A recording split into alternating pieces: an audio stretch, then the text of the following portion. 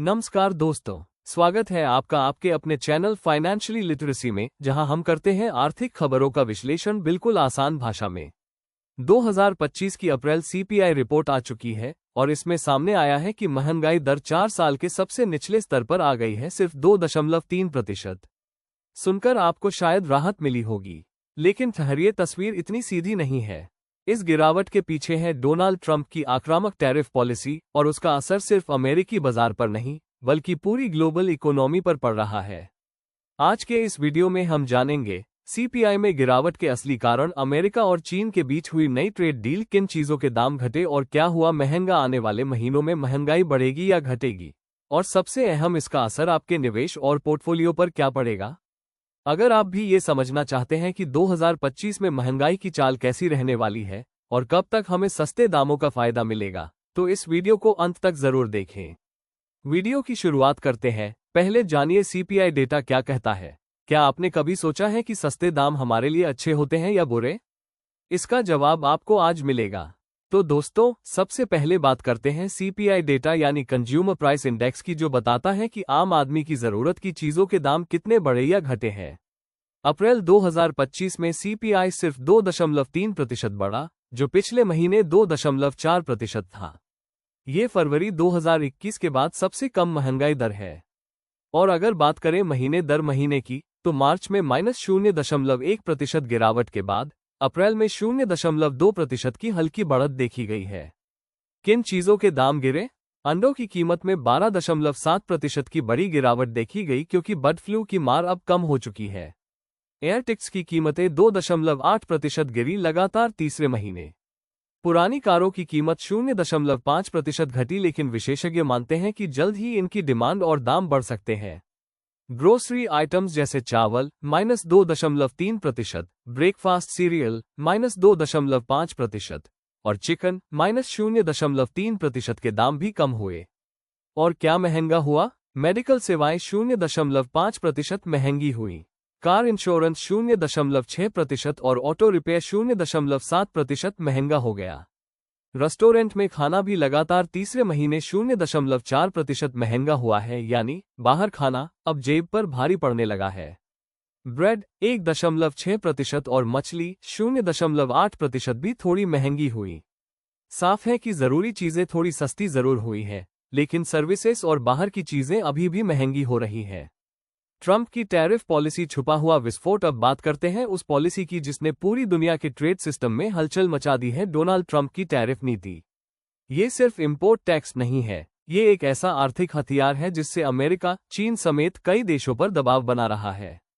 और इसके दूरगामी असर अब दिखने शुरू हो गए हैं। क्या बदलाव हुआ है टैरिफ में?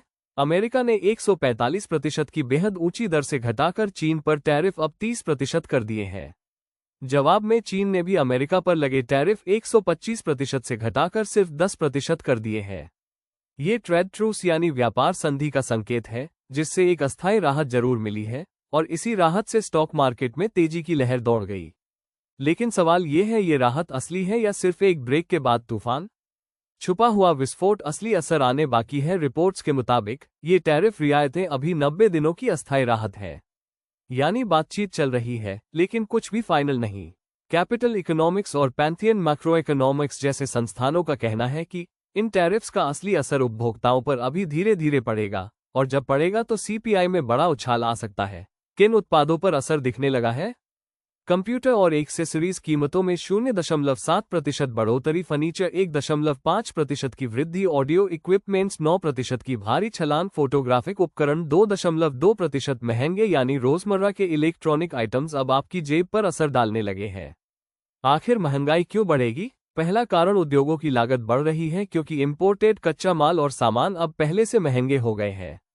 दूसरा कारण, मैन्युफैक्चरर्स और रिटेलर्स इस बढ़ी हुई लागत को सीधे उपभोक्ताओं पर पास कर रहे हैं। तीसरा कारण, टैरिफ का असमंजस और पॉलिसी में बार बार बदलाव बिजनेस प्लानिंग को मुश्किल बना रहे हैं, जिससे इनपुट कॉस्ट और सप्लाई चेन में अव्यवस्था बढ़ रही है। आरबीसी और नेशनवाइड का अनुमान क्या कहता है? आरबीसी के माइकल रीड के मुताबिक टैरिफ रेट औसतन अब 13% है, जो पहले के 24% से कम है। लेकिन ध्यान दें, ये अभी भी 2024 के औसतन 2.4% टैरिफ रेट से लगभग 5 गुना ज्यादा है। नेशन वाइड की चीफ इकोनॉमिस्ट कैथी बॉसजैनचिच का मानना है कि 2025 के अंत तक महंगाई दर 3.4% तक जा सकती है, जबकि पहले इसका अनुमान 4% था। यानी सीपीआई अभी भले ही नीचे हो, लेकिन साल के अंत तक ये फिर से तेजी से ऊपर जा सकती है। इसका क्या असर पड़ेगा आम आदमी पर? घर चलाना महंगा होगा क्योंकि रोजमर्रा की जरूरतें महंगी होंगी। पुरानी कारों की मांग बढ़ेगी क्योंकि नई गाड़ियों पर 25% का इंपोर्ट टैक्स लागू होने वाला है।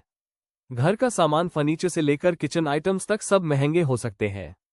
तो सार यह है, अभी जो सीपीआई में राहत दिख रही है वो स्थायी नहीं है। डोनाल्ड ट्रंप की आक्रामक टैरिफ रणनीति का असर आने वाले महीनों में आपको अपने बजट में साफ साफ दिखाई देगा। अब बात करते हैं सबसे महत्वपूर्ण सवाल की, इस पूरी सीपीआई रिपोर्ट और ट्रंप की टैरिफ नीति का असर आपके निवेश पर क्या पड़ेगा? अगर आप सीप में निवेश करते हैं, म्यूचुअल फंड्स खरीदते हैं या फिर शेयर बाजार के सक्रिय खिलाड़ी हैं, तो ये रिपोर्ट आपके लिए एक सिग्नल है, सतर्कता का भी और अवसर का भी।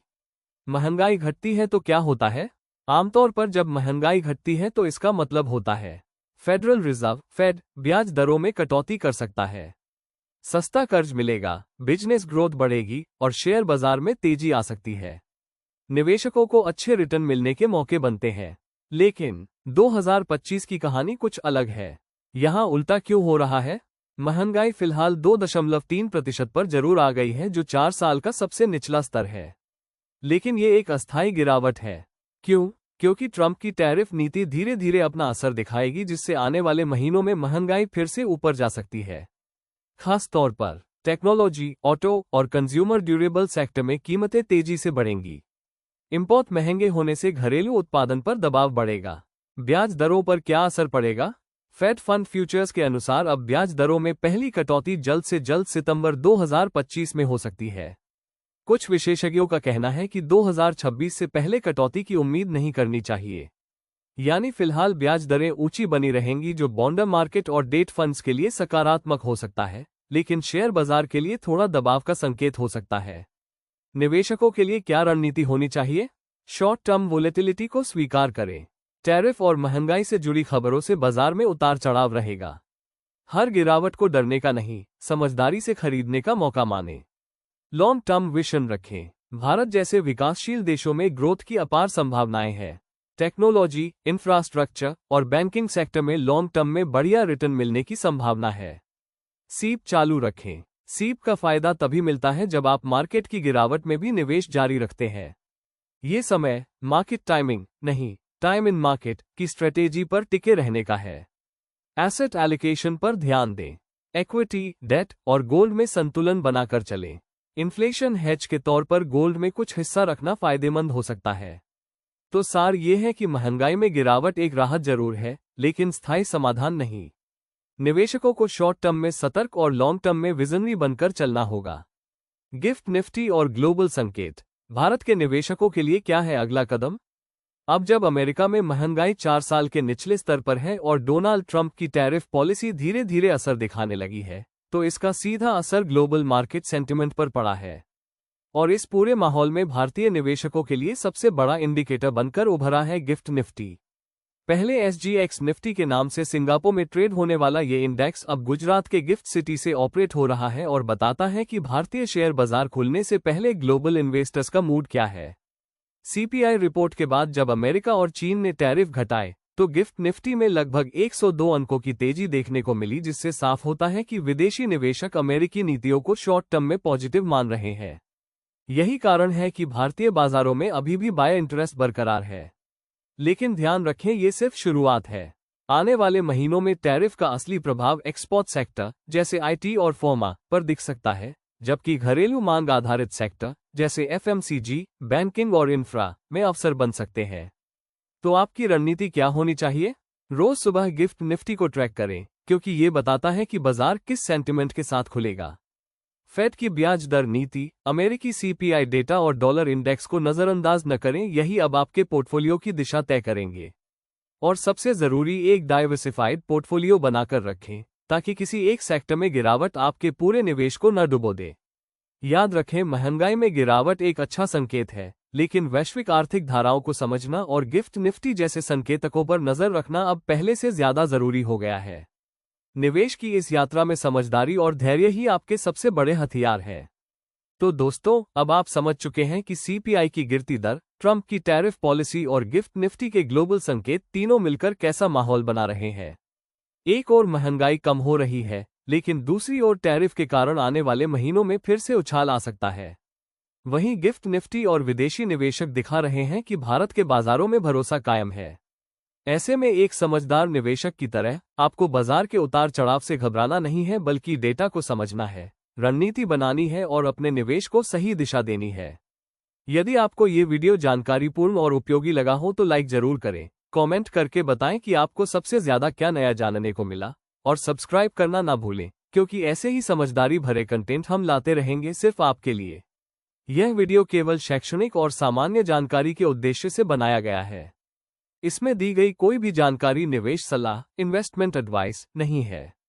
कृपया कोई भी निवेश निर्णय लेने से पहले अपने वित्तीय सलाहकार, फाइनेंशियल एडवाइजर से परामर्श लें। बाजार जोखिमों के अधीन है, इसलिए निवेश से पहले पूरी रिसर्च जरूरी है। मिलते हैं अगली वीडियो में एक नई रिपोर्ट, एक नई रणनीति और एक नई फाइनेंशियल लिटरेसी के साथ। तब तक के लिए स्मार्ट बनिए, जागरूक रहिए और निवेश में समझदारी दिखाइए। जय हिंद।